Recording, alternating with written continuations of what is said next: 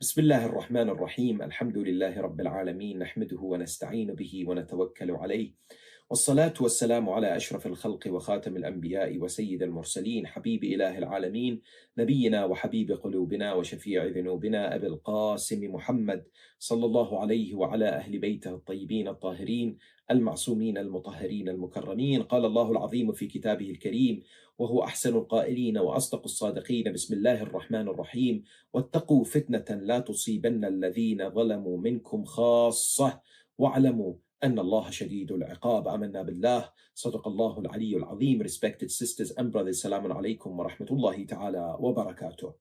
Is COVID-19 considered fitna? How is it understood, and how is the concept of fitna described within the Holy Quran and the teachings of the Prophet and his Ahl al-Bayt, peace and blessings be upon them? When it comes to the word fitna, it's indeed a very important word that is mentioned over 60 times in the Holy Quran. And it's a concept that some of us may have misunderstood or perhaps have confined it to one particular idea.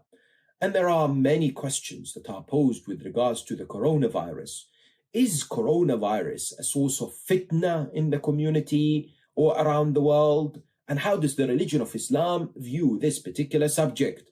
I would like to look at and examine in relative detail the concept of fitna in the Holy Quran today, inshallah, and conclude tomorrow as briefly as we possibly can, due to the extensive nature of this particular subject, and there's so many different verses and stories that are related to it. But we will generally summarize to get an idea and come with the conclusion regarding the suffering that people are going through today due to this epidemic, and how can it be actually viewed. Indeed, when you look at Islamic teachings, you'll find that the word is so common that many people have come across it before. In the Holy Quran, it has appeared 37 times as a noun and 23 times as verbal forms. And in fact, fitna is not only a word that has been utilized by Muslims, but even by far-right activists. In 2008, this Dutch extremist Geert Wilders released a 17-minute clip on the internet, and he named it Fitna. And he sought to somehow demonize Islam, the Quran, and the Muslims, and cause much controversy around the world. Now, the subject is very critical and important, and we need to shed light into this particular area because of the impact it has upon us and the nature of believers seeking knowledge of the Holy Quran and understanding its principles and answering misconceptions. Because, for example, in chapter 7, verse 155, we find Musa alayhi salam addressing Allah subhanahu wa ta'ala in the following: In hiya illa fitnatuk. This is your fitna. That Musa is saying to Allah, this is your fitna. So you are causing this fitna. Now, if people don't understand what fitna is in reality, this could cause a problem theologically. This could potentially become a major challenge for people to somehow comprehend. And the whole discussion regarding fitna and its importance invites us to invest some time as well to learn the Arabic, at least of the Holy Quran, or to acknowledge and note some meanings of key words. Sometimes, there are these tools out there today. We can have apps or software that, we can begin to develop a vocabulary, useful words that are mentioned in the Quran, and we begin to appreciate some of the background relating to its meaning. When we look at the lexical meaning of the word fitna, the word refers to a process of placing gold or silver in fire to decipher genuine authenticity. The kind of process which cleanses or which somehow distinguishes whether a piece of gold is actually, or silver is real or actually fake. In the Quranic usage, the scholars have discussed and mark this 13 possible meanings of the word fitna, and several of them seem to take more weight and more significance than others. But here's the thing. The main meaning seems to be trial, tribulation, test, or examination. Despite the fact that there are 13 meanings of this particular word, fitna, the idea is that it generally means some kind of a test, some kind of an examination, some kind of a trial. This is in Arabic known as al-ibtila and ikhtibar. Yes, some kind of examination. Now, the universal law that is indeed tests applies to each and every human being with absolutely no exception. And that the Quran reminds us on a continuous basis. Don't think that if you're tested, you're unique. Every human being will be tested in their own way and according to their capacity. Bismillah ar-Rahman ar-Rahim in Surah Al-Ankabut. حَسِبَ النَّاسُ أَن يُتْرَكُوا أَن يَقُولُوا آمَنَّا وَهُمْ لَا يُفْتَنُونَ. Do people think that they will say that we are believers and they don't go through fitna? So here, fitna means what? Exams, hardship, difficulties, calamities. وَلَقَدْ فَتَنَّا الَّذِينَ مِنْ قَبْلِهِمْ. We have put the people before them through fitna as well. And there are purposes behind it, then the Quran explains. So, the idea that emerges is that Allah subhanahu wa ta'ala has placed this examination, this law, and this is the most common meaning of the word fitna. Why is this? Well, we need to earn our thawab. We need to earn the paradise. And we not be of those who be punished, so to speak, and therefore we avoid chastisement by being patient, submissive when calamities strike. But what is interesting is that if you examine the Holy Quran and the teachings of the religion of Islam, you'll find the three types of fitness exist as far as the broad general meaning, which we said, which is hardships and difficulties. There is continuous fitna. There is short-term or short-lived fitna. And there is general fitna. Fitnatun amma. Okay. Look at the wealth and the children described in the Quran. إِنَّمَا أَمْوَالُكُمْ وَأَوْلَادُكُمْ fitna, Quran says. Yes, your wealth and your children are considered fitna.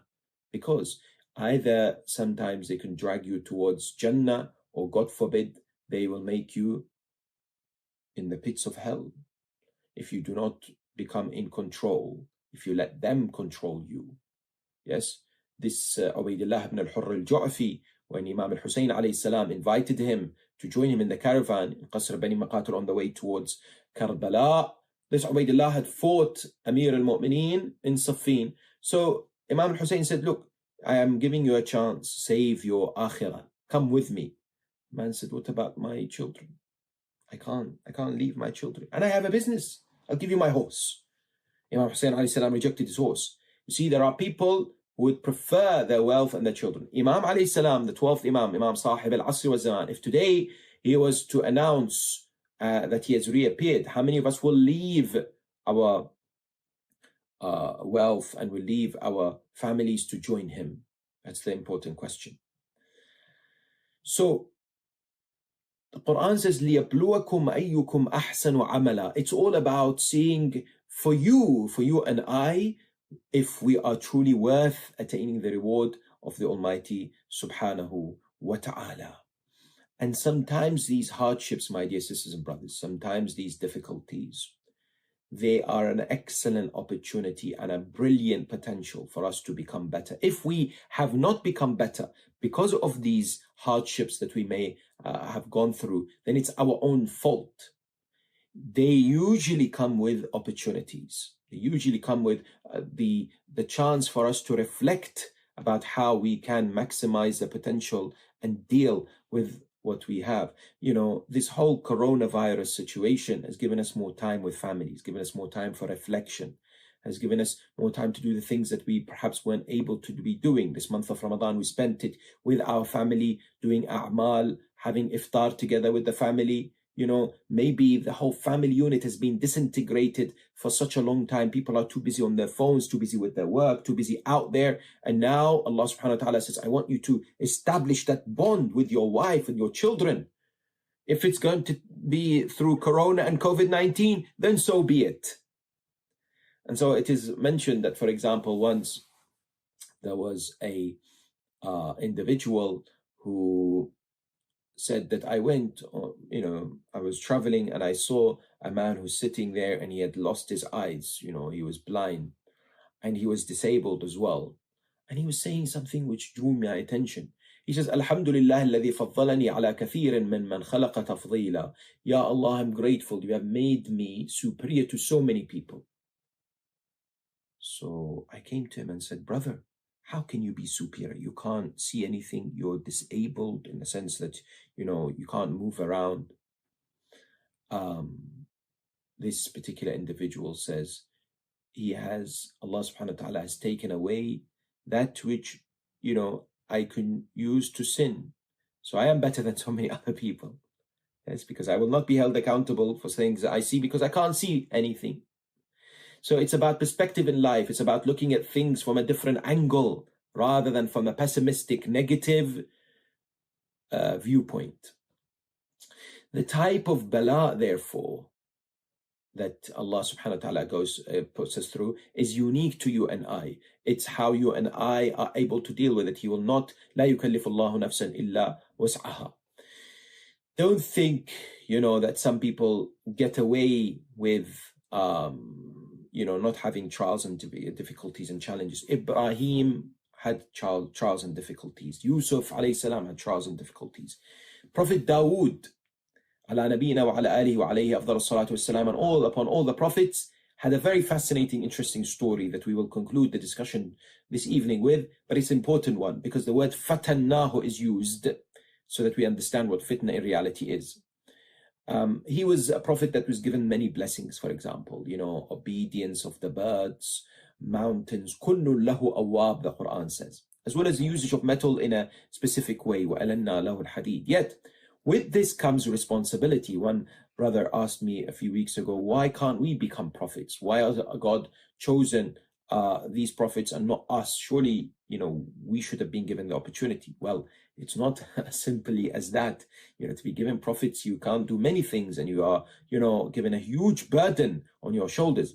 Now, in Surah Sad, in 5 verses, Allah tells us of a story of Prophet Dawood alayhi salam and how he went through fitna, how he went through this trial and hardship and difficulty and examination from Allah subhanahu wa ta'ala.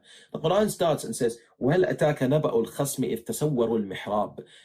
Dawood alayhi salam had a place of worship. Nobody was allowed to enter. And, this palace that he was a king, surrounded by soldiers. And all of a sudden, 2 people appeared and entered his room. فَفَزِعَ مِنْهُمْ. He was surprised. How can you enter the room? Wondered, how was this possible? But they eased his fears by saying, we are in a dispute and we need you to help. We need you to arbitrate. إِنَّ هَذَا أَخِي لَهُ 99 نَعْجَةً. This brother of mine, either brother in faith, or real biological brother, has 99 sheep and I have 1 and he wants my 1. He's got 99 and I've got 1 and he wants it. Now immediately, Dawood alayhi salam turns to the person and says, لَقَدْ ظَلَمَكَ بِسُؤَالِ نَعْجَتِكَ إِلَى نِعَاجِهِ. He's oppressing you when he is requesting to, take that 1 in addition to his 99. He's got 99 sheep. Why does he want this 1 for? So they leave. These 2 individuals, they leave, according to the Quran. But Dawood, who was known for his wisdom, administering justice, reflects afterwards, I should have heard the other side. I was too hasty. I should have waited. And then he realized it was a test. Those 2 were angels. And وَظَنَّ دَاوُودُ أَنَّمَا فَتَنَّاهُ. This was a fitna for Dawood alayhi salam. And therefore he sought istighfar from tarki awla. This was not a sin. It was just a hasty decision from this great prophet of God. And he should have listened to the both sides. So one time a person said to Amir al-Mu'mineen, peace and blessings be upon him, Allahumma, he says, I pray to Allah, I say, Allahumma inni a'udhu bika min al-fitna. Ya Allah, I seek refuge in you from fitna. Imam Ali alayhi salam, what are you doing? He said, this is a dua that, you are asking to stay away from your wealth and your children. Because as we said, the Quran says they are your fitna. إنما أموالكم وأولادكم فتنة. And the idea that emerges that Imam alayhi salam, listen to this reply. Imam alayhi salam says, instead say, Allahumma na'udhu bika min mudhallatil fitan. Subhanallah. This is Ahl al-Bayt alayhi salam. Imam teaches him, he says, don't say to Allah, Ya Allah, I don't want any fitna in my life. No. Say, Ya Allah, I don't want any fitna that transgresses me and makes me deviate from the path. And I want to be steadfast if I am struck with any kind of fitna. Meaning that I know that it's universal, that I'm going to go through a particular hardship. I know that is part of the process, but I need to be strong, I need to be patient, I need to be aware, and I need to have vision of the future. Amir al-Mu'mineen says, Al-fitanu thalath. Fitna is three. Hubbun nisa, love of the opposite gender. وهو سيف الشيطان, and it's the sword of shaitan. Sharbul khamr, the drinking of intoxicants. وهو فخ الشيطان, it's the trap of shaitan. وحب الدنيا, and the love of materialism. وهو سهم الشيطان, and it is the arrow of shaitan. Inshallah ta'ala, we'll discuss, more specific meanings of fitna, other than test, trial, difficulties, and hardship tomorrow, بإذنه ta'ala. وآخر دعوانا أن الحمد لله رب العالمين وصل اللهم وسلم وبارك على نبينا محمد وعلى أهل بيته الطيبين الطاهرين.